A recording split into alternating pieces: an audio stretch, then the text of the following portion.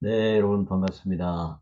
계속해서 공적 신학에 대해서 좀 살펴보겠습니다. 지난 시간에 우리가 공적 신학이 주로 어떤 의미를 가지고 있고 어디에 주된 관심을 가지고 있는지 그것들을 살펴보았습니다. 이 시간에는 공적 신학이 어떤 점을 좀 고민해야 될 것인가 하는 것을 좀 살펴보겠습니다. 계속해서 기독일보에 제가 기고한 것을 중심으로 살펴보겠습니다. 이 공적 신학의 그 목표 자체, 공적인 영역에서도 교회가 영향력을 미쳐야 된다. 그 목표 자체는 의미가 있고 또 필요한 영역입니다. 다만 이제 그것이 구체적으로 실현이 되려면 뭔가 구체적인 전략과 또 어떤 노하우 같은 것들이 필요한데, 이 공적 신학이 실제로 많은 지금 논의가 되고 있습니다만은 실제 세상에서 과연 공적 신학이 어느 정도나 영향력을 지금 미치고 있는가? 그야말로 공적 신학은 신학자들의 책상 위에서만 논의되고 있지 이것이 교회를 공적 영역에서 어떤 영향을 미치도록 만들고 이 사회를 변화시키는 데 기여하는 데는 거의 지금 영향력을 미치지 못하고 있는 것으로 평가가 됩니다. 그 이유를 몇 가지로 좀 살펴보면 첫 번째는 공적 신학이 너무 좀 순진한 그런 생각을 가지고 있지 않나 이런 것들을 생각해 볼 필요가 있습니다. 자, 공적 신학 교회 공적 영역에서의 책임을 일깨워주고 그 책임을 감당할 수 있도록 도전한다는 점 분명히 큰 기여를 하고 있습니다. 그런데 아까도 말씀드렸지만 공적 신학 너무 순진한 관점이 있다라는 것입니다. 예를 들어서 공적 신학의 대표적 학자 중 하나이라고 할 수 있는 스택하우스 이분은 이런 이야기를 합니다. 모든 인간은 합리적인 이성을 소유하고 있으며 하나님의 섭리적 은혜와 역사가 전 세계에 임하기에 사람들은 공통의 은혜를 인식할 수 있고 그렇기 때문에 서로 대화가 가능하고 그런 대화를 통해서 세상을 좀 더 정의롭게 만들어 갈 수 있다. 이렇게 봅니다. 이런 관점 때문에 공적 신학은 비종교인들 그리고 타 종교인들과도 대화를 통한 공동선 추구를 할 수 있다. 이렇게 주장합니다. 그런데 어느 정도 기독교 문화가 정착되었었던 유럽이나 서구에서는 이게 어느 정도 될지 모르겠습니다만은 사실 세상이 그렇게 낙관적이지만 않죠. 네.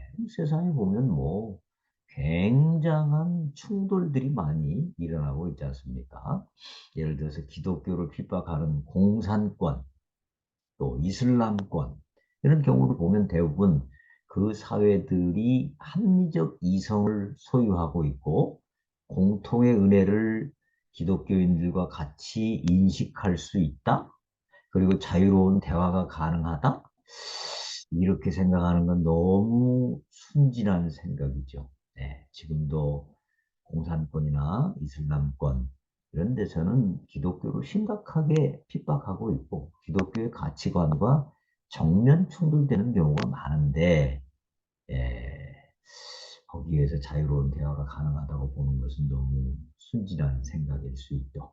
심지어 종교의 자유가 있다고 하는 자유민주주의 국가에서조차 개인들 그리고 각 집단들의 관심과 이익이 상충되는 경우가 얼마나 많습니까? 정치권에서도 여당과 야당이 계속해서 상충되고 있고 근데 이런 충돌이 대화로 쉽게 해결되지 않는 것이 현실입니다. 이러한 갈등과 충돌의 가능성에 대한 하워버스의 주장을 어, 김현수는 다음과 같이 정리합니다. 자유주의에서 윤리 이론은 모든 가치 판단의 문제를 개인의 선택의 자유에 맡겨두기에 개인의 결단 이론이 되고 만다. 문제는 어떤 개인이 내린 결단이 옳은가를 판단할 수 없기 때문에 결단 이론으로서의 윤리는 결국 곤경에 처한 윤리가 되며 서로 다른 판단을 내리는 개인들 간의 갈등이 내재되어 있을 수밖에 없다. 그렇죠.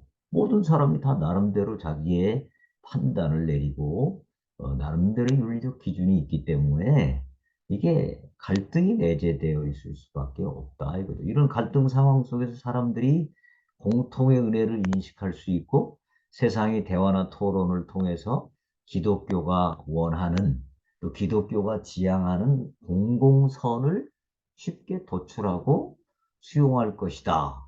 이렇게 보기에는 너무 순진한 관점이죠. 뭐 쉽게 얘기하면 기독교 안에서도 공통된 공동의 선이라는 것이 찾기가 쉽지 않습니다. 기독교 안에서도 생각이 완전 다른 이런 충돌이 있지 않습니까? 네, 또 특별히 세상이 세속화될수록 세상은 스스로의 이익과 쾌락을 위해서 기독교 진리를 무시하거나 거부할 가능성이 매우 높습니다. 예를 들어서 동성애 문제 하나만 해도 기독교는 동성애가 세상의 문제를 심각하게 만든다라고 생각하지만 뭐 많은 동성애자들 또 동성애자가 아니어도 동성애를 지지하는 사람들이 얼마나 많습니까? 그 사람들이 기독교의 동성애에 대한 거부를 쉽게 받아들이고 대화가 될 것이라고 생각하는 것, 이거는 너무 순진한 관점이 아닌지 생각해 볼 필요가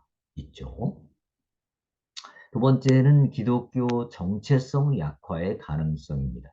앞에서도 보았듯이 공적 신학의 방법론 매우 포괄적입니다. 공적 신학의 재료는 성경, 그 다음에 전승, 그 다음에 이성, 경험 이런 것들이고요. 또 대화의 상대자는 비기독교인도 있고 타종교인들도 다 포함되죠.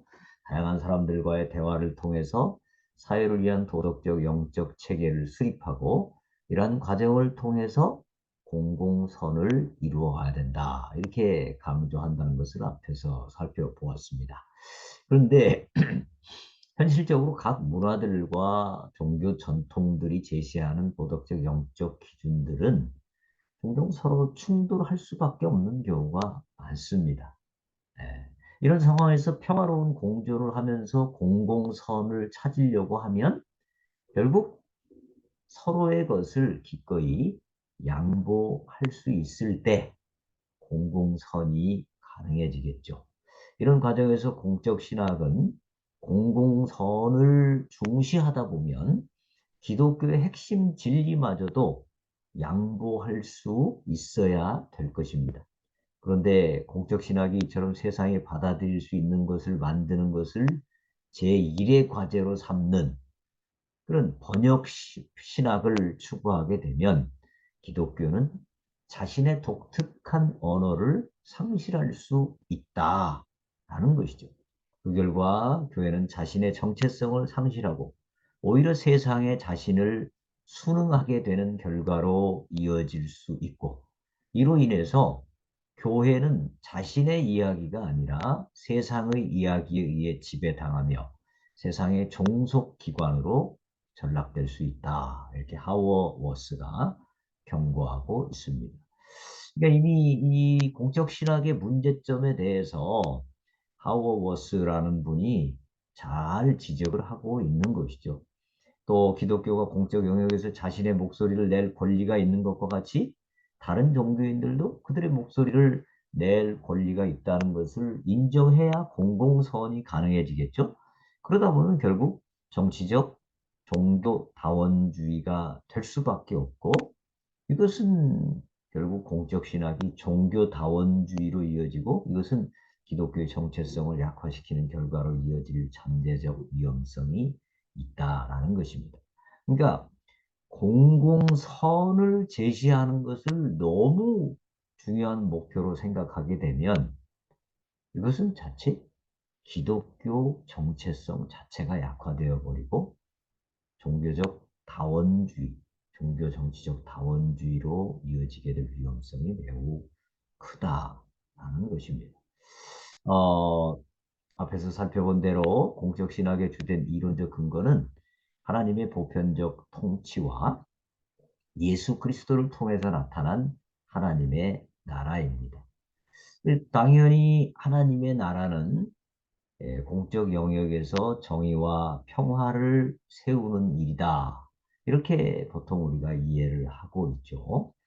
에, 그런데 예수님께서 가져오신 하나님의 나라를 과연 정의와 평화의 나라로만 볼 수 있을 것이냐?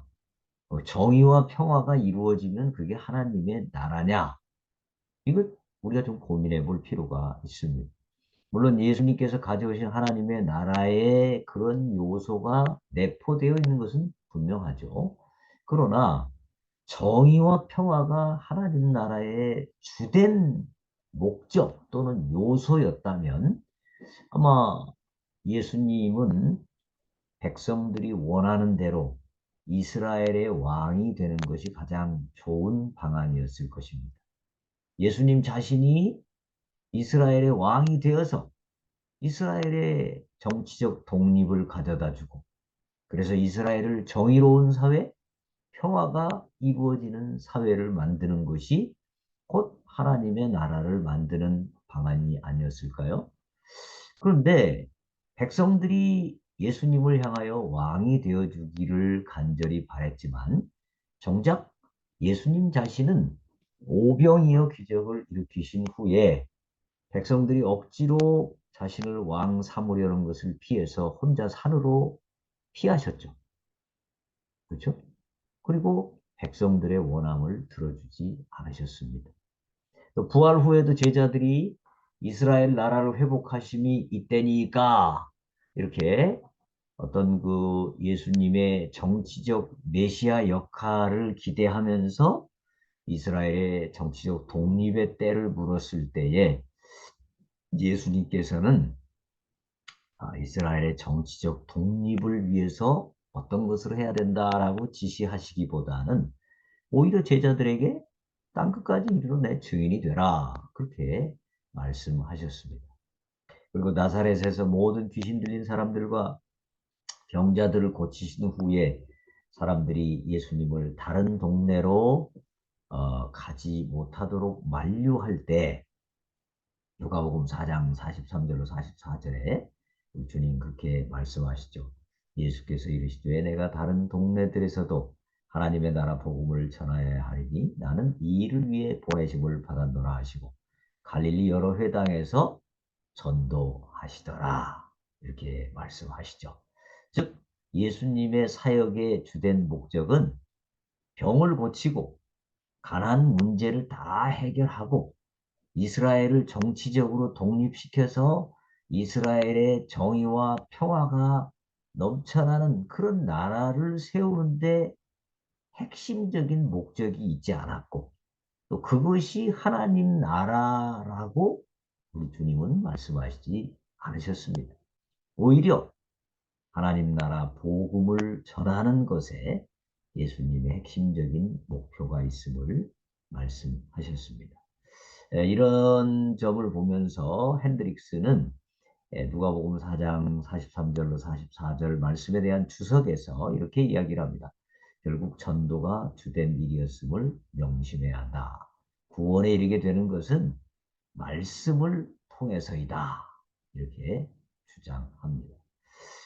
그래서 이 공적 신학은 결국 교회가 하나님 나라를 이 땅에 가져오기 위해서 이 사회 안에 공공선을 이루고 정의와 평화를 이루는 것을 선교와 교회의 목적인 것처럼 주장하는 경향이 있는데 예수님의 사역을 살펴보면 그렇지 않았다라는 것이죠. 그렇기 때문에 예수님의 사역을 정의와 평화 또는 뭐 가난 문제 해결을 위한 사역으로 축소시키는 것은 아닌지 이것이 과연 성경적으로 정당한 지지를 받을 수 있는 해석인지 고민할 필요가 있다라는 것입니다. 이런 점에서 이 공적 신학이 과연